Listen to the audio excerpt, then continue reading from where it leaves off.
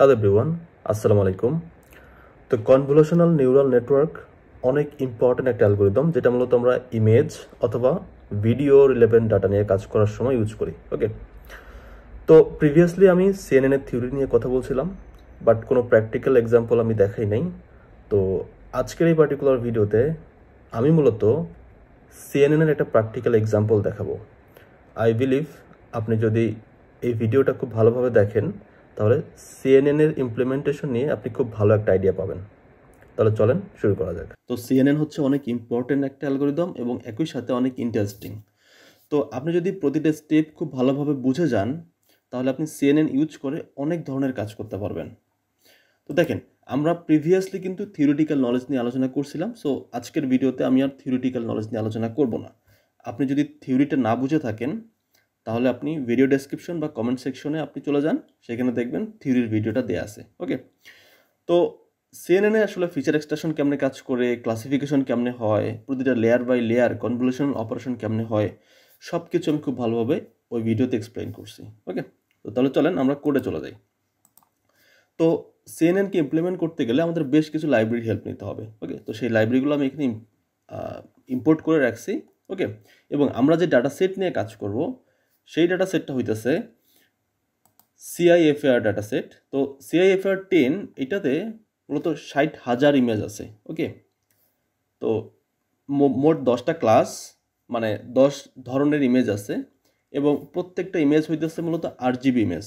ওকে, মানে colour image, যেখানে channel হচ্ছে 3টা RGB। তো প্রত্যেকটা ইমেজের যে সাইজ, সেই সাইজটা হইতেছে 32x32 পিক্সেল।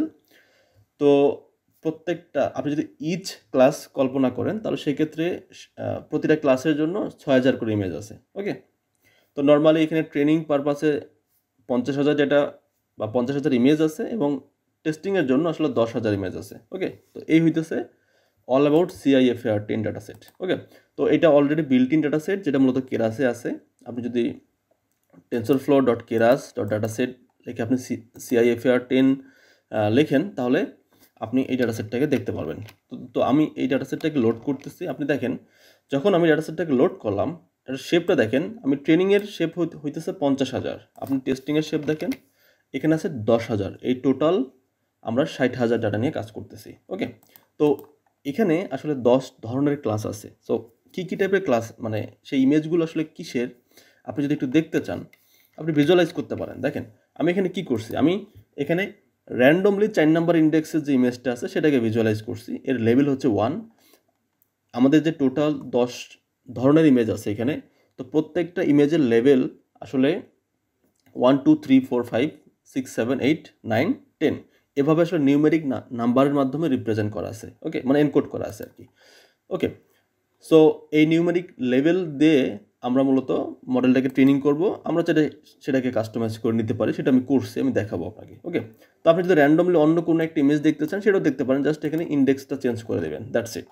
আমি আরেকটা ইমেজ আমি এখানে দেখাইতেছি। এটা ছিল কোনো একটা গাড়ির ইমেজ, এইটা হয়তো বা কোনো জাহাজের ইমেজ। ওকে, আবার এটা প্রত্যেকটা এরকম 60,000 ইমেজ আমাদের কাছে আছে, যেটা নিয়ে আমরা মূলত কাজ করব। ওকে, তো আপনি যদি এই ইমেজের কোয়ালিটি দেখেন, এটা কিন্তু খুব ভালো কোয়ালিটিও না। ওকে, আমরা যে নর্মাল ক্যামেরা দিয়ে যে ছবিগুলো উঠাই, সেই ছবিগুলো নর্মালি এর থেকে ভালো হয়।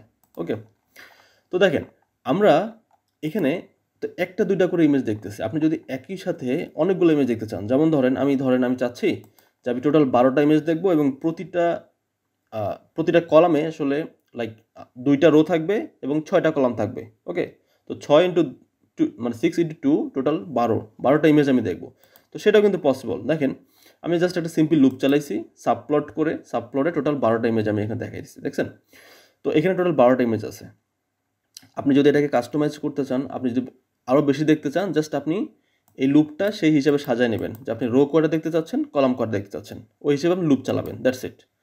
ওকে, তো এই হচ্ছে আমাদের ইমেজ। এই ইমেজগুলো নিয়ে আমরা মূলত এখানে কাজ করব। ওকে, তো এখন দেখেন, আমরা যেহেতু CNN নিয়ে কাজ করতেছি এবং এটা আসলে ইমেজ রিলেভেন্ট, তো ইমেজগুলো সাধারণত হয় 2 ডাইমেনশনাল। তো পরবর্তীতে দেখবেন আমাদের সেটাকে 1Dতে নিয়ে আসার প্রয়োজন হবে। তো দেখেন, শুরুতে আমি বলি, আমাদের প্রত্যেকটা ইমেজ বা পিক্সেল ভ্যালুর রেঞ্জ কি, 0 থেকে 255। চ্যানেল কয়টা থাকে থাক সেটা ডাজেন্ট ম্যাটার, 0 থেকে 255 ভিতরে রেঞ্জ থাকবে, তাই তো? তো সেক্ষেত্রে 0 যদি হয় তাহলে সেটা আমরা বলতেছি ব্রাইটনেস একদম কম মানে ব্ল্যাক, আর যদি 255 হয় তার মানে হাইয়েস্ট ব্রাইটনেস মানে সাদা বা হোয়াইট। ওকে, আর ইন বিটুইন যে পিক্সেল ভ্যালুগুলো আছে সেগুলো সে মাঝামাঝি।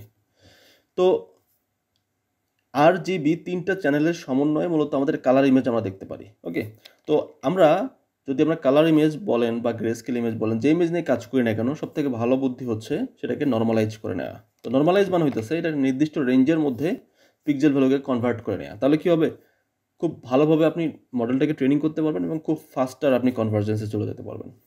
তো এফিশিয়েন্টলি ট্রেনিং করার জন্য মূলত আসলে নর্মালাইজ করা হয়। তো আমরা নর্মালাইজ করে নিলাম, আমি জাস্ট হায়েস্ট ভ্যালু ছিল 255, তো 255 দিয়ে আমি জাস্ট হচ্ছে যে ভাগ করে দিছি, দিয়ে আমি জাস্ট নর্মালাইজ করে নিছি। এটা ছাড়াও আরও বিভিন্ন রকমের নর্মালাইজেশন টেকনিক আছে, সেটা নিয়ে আমরা আস্তে আস্তে আলোচনা করতে পারবো। তো আমি একবারেই করছি, আপনি চাইলে আলাদা আলাদা 2টা লাইনে করতে পারেন আর কি। তো এটা হচ্ছে ট্রেনিংয়ের জন্য, আর এই অংশটুকু হচ্ছে কি টেস্টিংয়ের জন্য।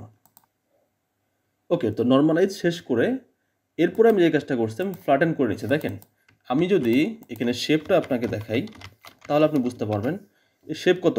শেপ হচ্ছে মানে 2, তার মানে আমাদের 50,000 কি আছে, 50,000 আসলে রো আছে আর একটা কলাম, ঠিক আছে? তো দেখেন, আমরা যদি এটা ফ্ল্যাটেন করে নিই তার মানে কি এই 2 ডাইমেনশন আর থাকবে না, তখন হয়ে যাবে কি 1 ডাইমেনশন, যেটা মূলত রিকোয়ার্ড। আপনি দেখেন এরপরে আপনি আবারের শেপ দেখেন, আমরা 1Dতে নিয়ে আসছি, ঠিক আছে? আমরা প্রত্যেকটা ক্লাসকে কি করছি, জাস্ট নিউমেরিক ফরম্যাটে আমরা 1Dতে নিয়ে আসছি সেটাকে। তো এখন আমাদের নেক্সট কাজ কি? নেক্সট কাজ হইতেছে আমাদের মডেল ক্রিয়েট করা। তো মডেল ক্রিয়েট আমরা বিভিন্নভাবে করতে পারি, আমরা সিকোয়েন্সিয়ালি করতে পারি, আমরা মডেল সাবক্লাসিং করে করতে পারি। তো আমরা যেহেতু ফার্স্ট টাইম দেখতেছি, সো দ্যাট আমি সব থেকে ইজিয়েস্ট ওয়েতে দেখাচ্ছি সিকোয়েন্সিয়ালি কীভাবে তৈরি করতে হয় এটা নিয়ে কথা বলতেছি। তো এটা আসলে সিকোয়েন্সিয়ালি বোঝাটা আসলে যেহেতু লিনিয়ার অ্যাপ্রোচ, সো দ্যাট এটা বোঝাটা আসলে খুবই সহজ বা আপনারা রিলেট করতে পারবেন, ঠিক আছে? আর আমি যদি একবারে মডেল সাবক্লাসিংয়ে চলে যাই তাহলে আপনারা অনেক কিছু বুঝবেন না, নাও বুঝতে পারেন। ওকে, তো আমরা যদি সিকোয়েন্সিয়ালি আমরা কাজ করতে চাই, খুবই স্ট্রেট ফরওয়ার্ড। প্রিভিয়াসলি আমরা এনএনও দেখছিলাম। তো সিকোয়েন্সিয়াল এপিআইকে কল করে তারপরে দেখেন আমরা কি করতেছি, আমরা কিন্তু এখন কাজ করতেছি আসলে সিএনএন নিয়ে।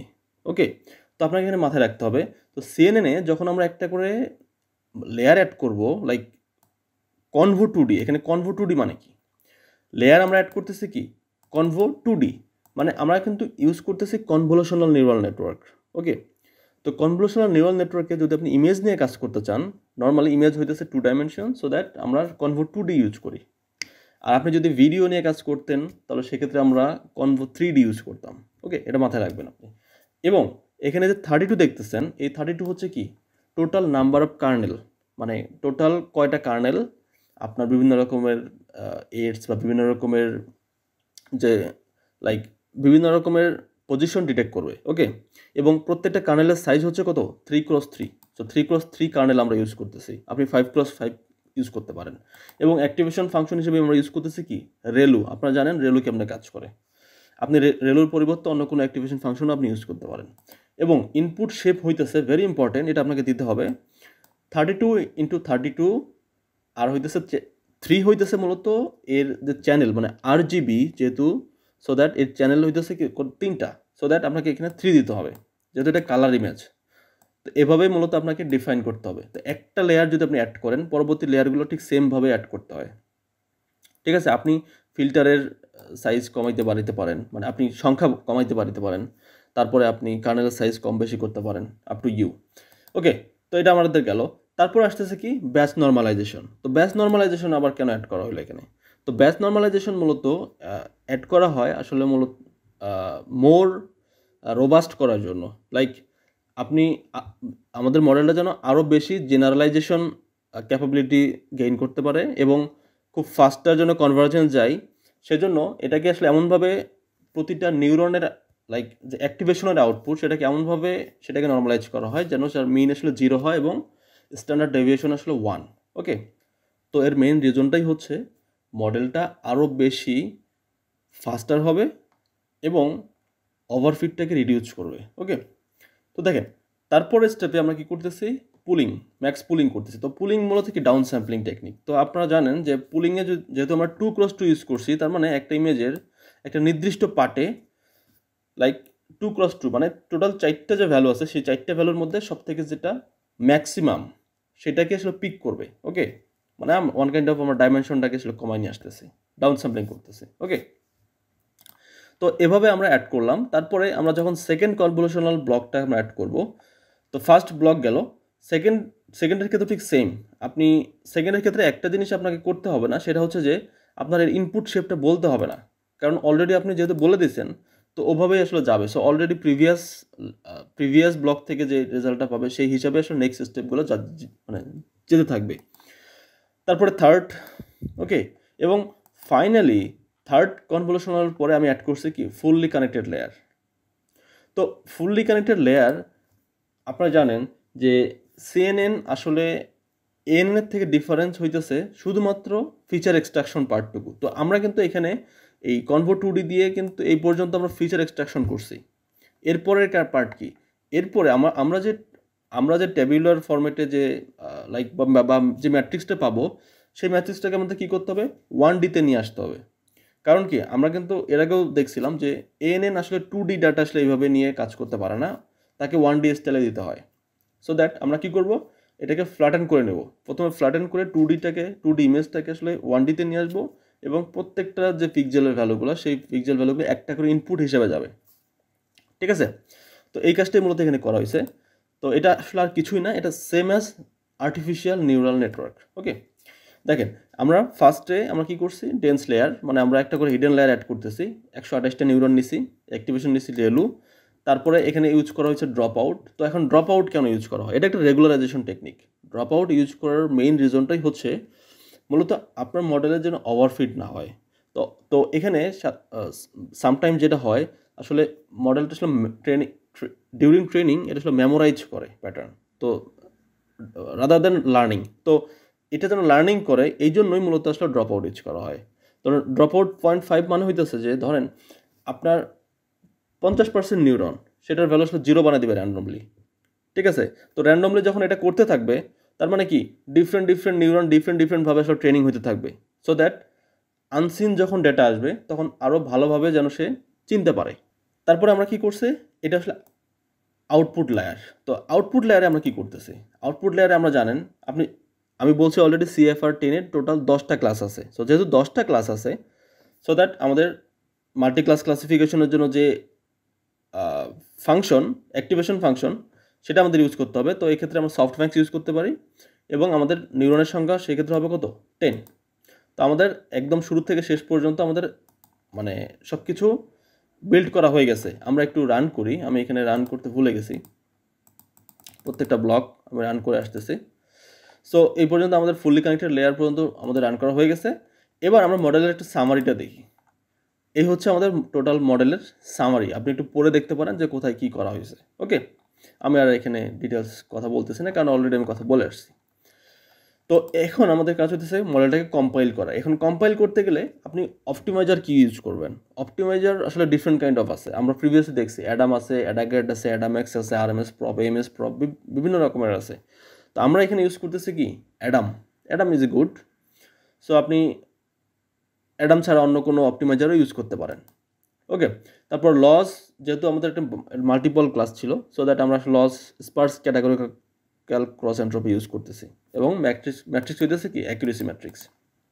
এখন তারপরে যদি আপনি মডেলটাকে ফিট করেন, ফিটের সময় দেখেন আমি কিন্তু ডাটা দিয়েছি কি এক্সট্রেইন এবং ওয়াইট্রেইন। তো এক্সট্রেইন এবং ওয়াইট্রেইনের টোটাল ডাটা ছিল কত, 50,000। ওকে, ট্রেনিংয়ের জন্য ছিল 50,000 ডাটা। তো এখানে আমি ইপক চালাইতেছি কয়টা, 10টা, মানে 10 বার ঘুরবে, এবং ব্যাচ সাইজ হইতেছে 64।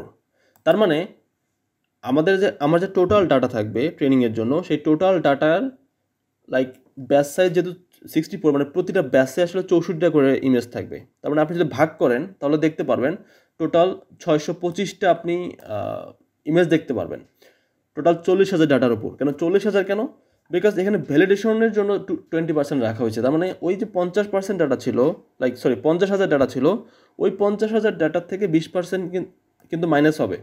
তো মাইনাস হইলে সেটা আসলে আমরা ভ্যালিডেশন পারপাসে ইউজ করতেছি। তো তো বাকি 40,000 ডাটারকে যদি আপনি 64তে ভাগ দেন তাহলে আপনি 625 দেখতে পারবেন। ওকে, তো 625টা ব্যাচ ছিল এখানে, টোটাল ব্যাচ। ওকে, এবং প্রত্যেকটা ব্যাচে 64টা করে ইমেজ ছিল। তো 625টা ব্যাচ ঘুরে ঘুরে একবার ট্রেনিং করার পরে ওর যে লাইক ভ্যালিডেশন লস বা ভ্যালিডেশন অ্যাকিউরেসি সেটা আমরা দেখতে পাচ্ছি। প্রথমে ছিল 43, তারপরে সেকেন্ড ইপকের ক্ষেত্রে এসে হইল 60, তারপরে আরও বাড়ছে হইতেছে 61।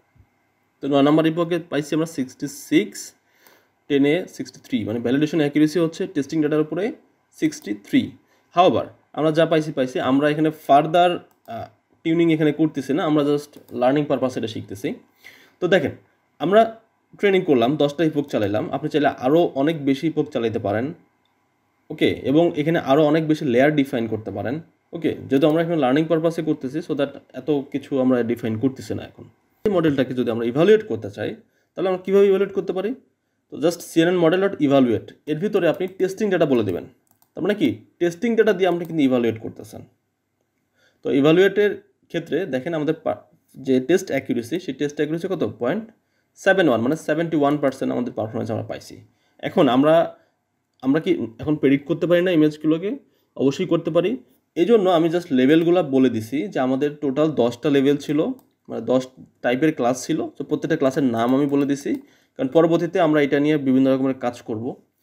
তো আগে ছিল, প্রিভিয়াসলি ছিল 1 2 3 4 5 এরকম নিউমেরিক নাম্বার। আমি সেই নাম্বারগুলোকে আমি লাইক এদের যে নাম, সেই নাম দিয়ে আমি এটাকে চেঞ্জ করব। ওকে, তো আমি এটাকে ভিজুয়ালাইজ করার জন্য যে কাজটা করছি, এখানে আমি প্রথম আসলে 15টা ইমেজ নিয়েছি। তো এখানে টোটাল রো হবে 3টা এবং প্রতিটা রোতে আসলে 5টা করে ইমেজ থাকবে। ওকে, তো এখানে actual value, actual true class এবং প্রেডিক্টেড ক্লাসটাকে আমি দেখতে চাইতেছি। ওকে, যে আসলে মিলে কিনা, ও যে অরিজিনাল যে ক্লাসটা ছিল সেই ক্লাসের সাথে আসলে প্রেডিক্টেড ক্লাসটা আসলে মিলে কিনা।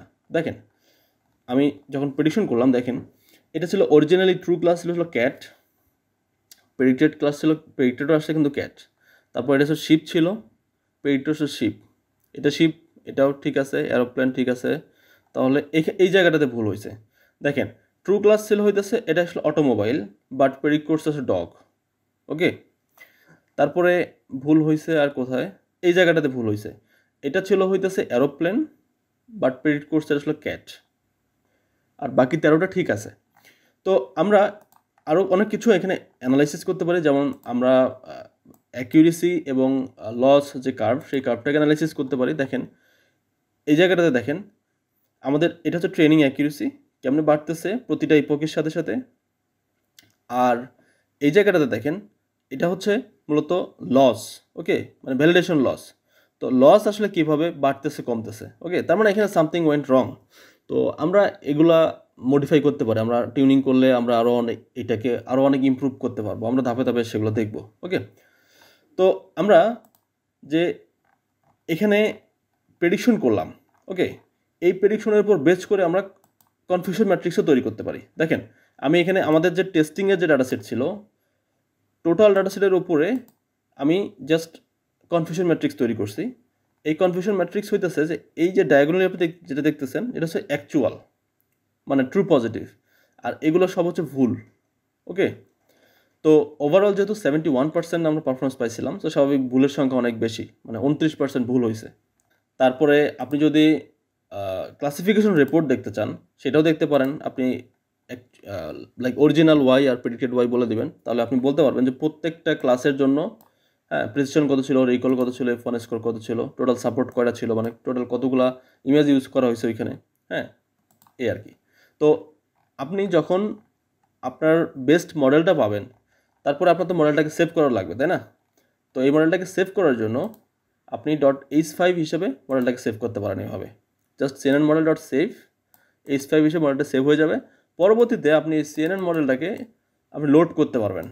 লোড করে আপনি ঠিক সেম আমরা এইখানে যে প্রেডিকশনটা করছিলাম ইমেজের ওপর, এটা করছিলাম আমরা অরিজিনাল CNN মডেল দিয়ে, মানে যেটা আমরা বিল্ড করছি।